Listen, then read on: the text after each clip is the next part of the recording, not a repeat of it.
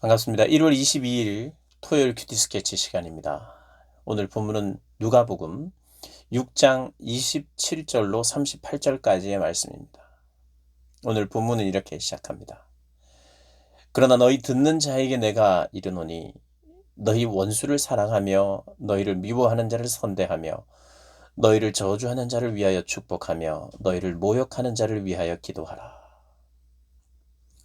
오늘 본문은 예수님께서 원수를 사랑하라 라고 하는 주제로 말씀을 하십니다. 여기 27절, 28절을 보면요. 원수를 사랑하고 선대하고 축복하고 기도하라. 원수를 사랑하는 공동체입니다. 여러분, 기독교는요. 기독교의 정체성, 핵심, 기독교의 가장 중요한 심장부에 있어야 되는 정신, 그것은 바로 사랑입니다. 사랑. 누구를 사랑하느냐? 모든 이들을 사랑. 원수만 사랑하는 것이 아니라 원수까지 사랑하는 공동체. 그래서 오늘 특별히 사랑하기 힘든 자들에 대해서 구체적으로 나오죠. 그러면서 상대적으로는 너희를 선대하는 자들에게 선대를 하고 너희를 사랑하는 자를 사랑하면 그건 누가 못하느냐? 이방인도 다 한다. 죄인들도 그렇게 사랑한다는 거예요. 그게 무슨 의미가 있느냐? 그런 공동체를 우리가 만들 필요가 있느냐 이 말입니다. 원수를 사랑하라. 파격적인 기준으로 또 이야기를 하죠. 이 뺨을 치면 저 뺨도 돌려대고 네 겉옷을 뺐으면 속옷도 거절하지 말고 너에게 구하는 자에게 네 것을 가져가는 자에게 다시 달라고 하지 말고 남에게 대접을 받고자 하는 대로 너희도 남을 대접하라 이렇게 이야기합니다. 진심으로 사랑하고 내어줄 수 있는 사람 되기를 열망하고 갈망하는, 그래서 주님을 더 닮아간다는 것은 이런 모습이 되어가는 것이겠죠. 31절에 남에게 대접을 받고자 하는 대로 너희도 남을 대접하라. 이 말은 뭡니까? 내가 받고 싶은 대접이 딱 생각나거든. 나 저 사람에게 이런 대접을 받고 싶어 하고 딱 생각나면 네가 먼저 그 사람을 대접하라는 의미입니다.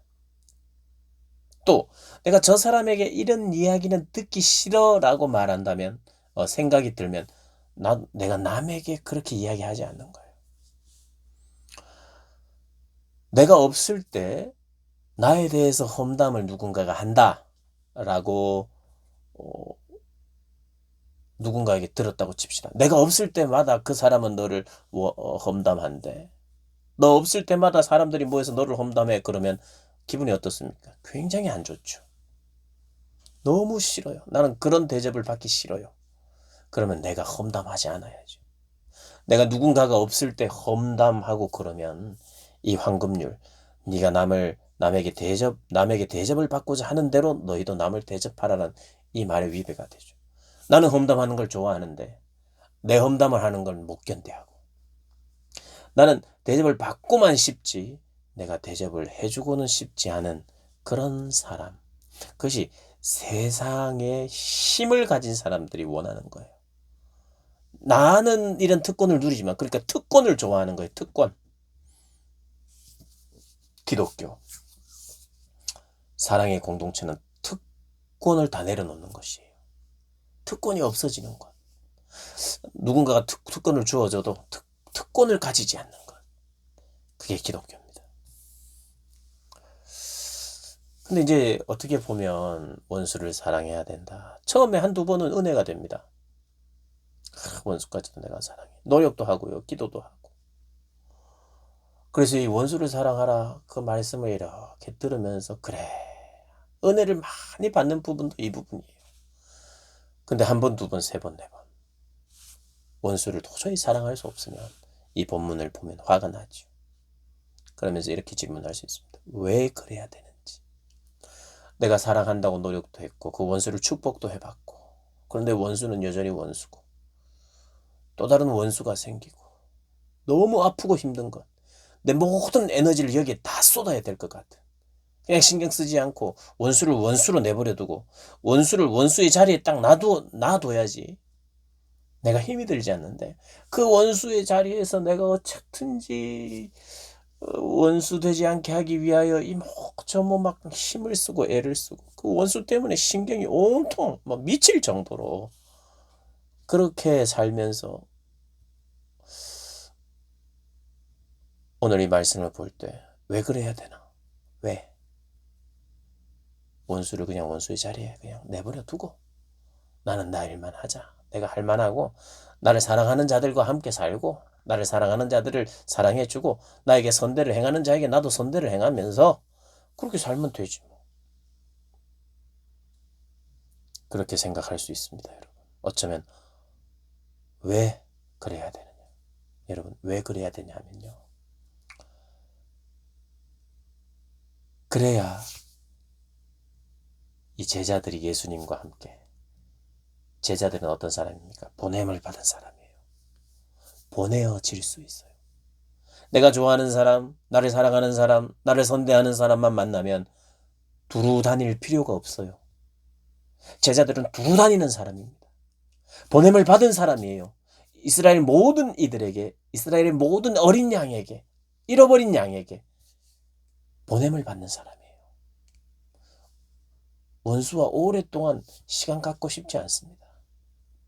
그런데 기독교 생명의 공동체는 그런 자들을 용서하여 그 공동체로 편입시키는 사람입니다. 알고 보면 사랑이라는 주제로 내가 원수를 사랑하든 안 원수를 사랑하든 누구를 사랑하든 사랑이라는 주제에 내가 에너지를 힘을 쏟으면 거기에는 반드시 유익이 있습니다. 어떤 것이라 할지라도 대상이 누가 됐든지 사랑을 할 때 유익이 있습니다. 반드시. 여러분 속으시면 안 돼요. 우리가 원수를 사랑하려고 몸부림치던 그냥 평범한 사람들을 나와의 관계 속에 그냥 평범한 사람들에게 사랑을 하든 그 사랑에는 항상 유익이 있어요. 원수 사랑에도 유익이 있고요. 원수 사랑에도 기쁨이 있습니다. 여러분 누군가를 사랑할 때 나에게 기쁨이 있는데 물론 오늘 말씀에 네가 선대하고 아무것도 바라지 말고 구워주고 그렇게 해라. 네가 뭔가 받으려고 하지 말고 그냥 주고 잊어버려라. 그렇게 이야기를 합니다. 그런데 우리가 그렇게 잊어버리더라도 원수를 사랑하고 누군가를 사랑하면요. 기쁨이 있어요. 원수를 사랑함에도 우리 속에 기쁨이 있어요. 때로는 그래 짱하다. 그래 오늘도 그렇게 하나님 앞에서 몸부림치며 사랑하려고 그리고 희생하려고 했구나. 하나님의 자녀다운 삶을 사는 것 때문에 나에게 기쁨이 있다고. 그게 구별되어 있거든요. 그런 원수를 사랑하는 사람들이 생겨나야 바로 하나님 나라가 확장이 됩니다.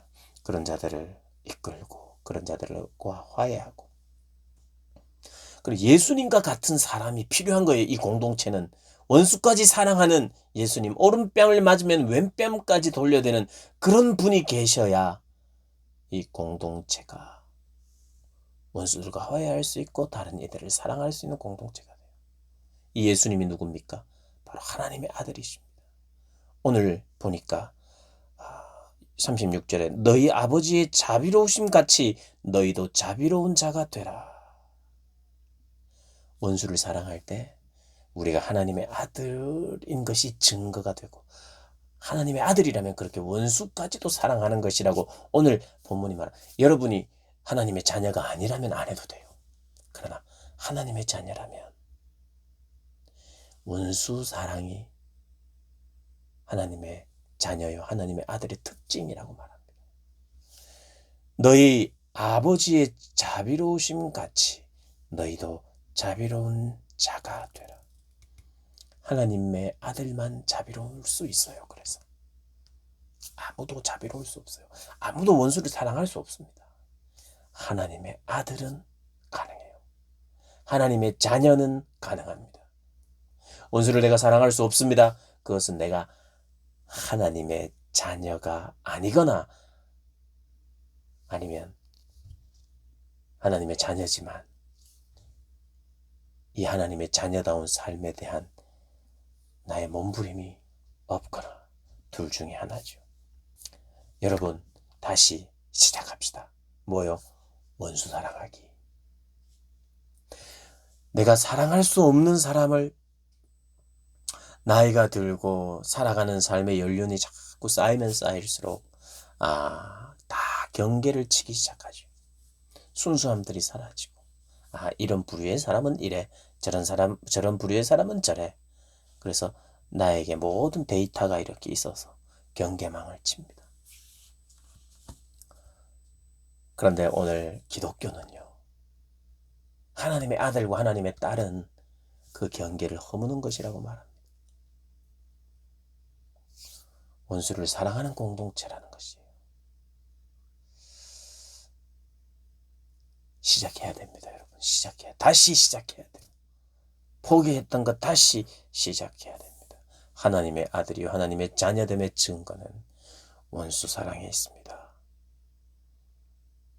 우리에게 생긴 원수, 붙여준 원수, 나하고 너무 다른 사람, 그 사람 하나님 사랑하는 것, 섬기는 것은 굉장히 유익해요. 내게도 유익하고 공동체에도 유익하고, 그리고 나에게 기쁨도 있고. 여러분, 원수 사랑을 통한 기쁨, 그 기쁨을 누리시는 여러분 되시기를 주님의 이름으로 축복합니다.